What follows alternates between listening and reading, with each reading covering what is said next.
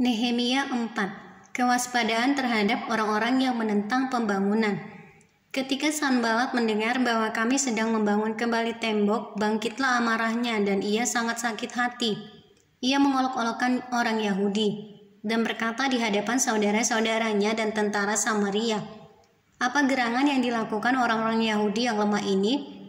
Apakah mereka memperkokoh sesuatu? Apakah mereka hendak membawa persembahan? Apakah mereka akan selesai dalam sehari? Apakah mereka akan menghidupkan kembali batu-batu dari timbunan puing yang sudah terbakar habis seperti ini?" Lalu berkatalah Tobiah, orang Amon itu yang ada di dekatnya, "Sekalipun mereka membangun kembali, kalau seekor anjing hutan meloncat dan menyentuhnya, robohlah tembok batu mereka. Ya Allah kami, dengarlah bagaimana kami dihina, balikanlah cercaan mereka menimpa kepala mereka sendiri dan serahkanlah mereka menjadi jarahan di tanah tempat tawanan. Jangan kau tutupi kesalahan mereka dan dosa mereka jangan kau hapus dari hadapanmu, karena mereka menyakiti hatimu dengan sikap mereka terhadap orang-orang yang sedang membangun. Tetapi kami terus membangun tembok sampai setengah tinggi dan sampai ujung-ujungnya bertemu, karena seluruh bangsa bekerja dengan segenap hati." Ketika Sanballat dan Tobiah serta orang Arab dan orang Amon dan orang Asdod mendengar bahwa pekerjaan perbaikan tembok Yerusalem maju dan bahwa lubang-lubang tembok mulai tertutup, maka sangat marahlah mereka. Mereka semua mengadakan persepakatan bersama untuk memerangi Yerusalem dan mengadakan kekacauan di sana. Tetapi kami berdoa kepada Allah kami dan mengadakan penjagaan terhadap mereka siang dan malam karena sikap mereka. Berkatalah orang Yehuda, "Kekuatan para pengangkat sudah merosot dan puing masih sangat banyak. Tak sanggup kami membangun kembali tembok ini." Tetapi lawan-lawan kami berpikir mereka tidak akan tahu dan tidak akan melihat apa-apa, sampai kita ada di antara mereka, membunuh mereka dan menghentikan pekerjaan itu.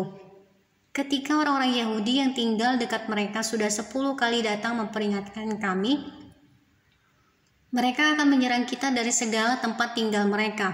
Maka aku tempatkan rakyat menurut kaum keluarganya dengan pedang, tombak dan panah di bagian-bagian yang paling rendah dari tempat itu, di belakang tembok, di tempat-tempat yang terbuka.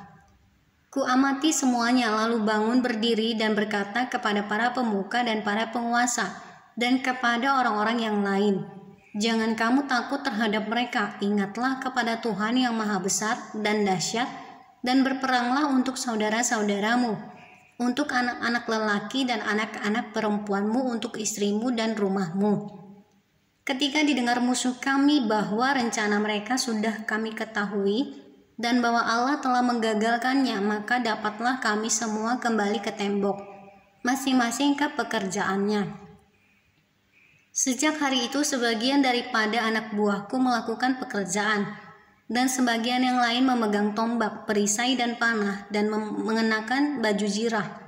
Sedang para pemimpin berdiri di belakang segenap kaum Yehuda yang membangun di tembok, orang-orang yang memikul dan mengangkut melakukan pekerjaannya dengan satu tangan, dan dengan tangan yang lain mereka memegang senjata.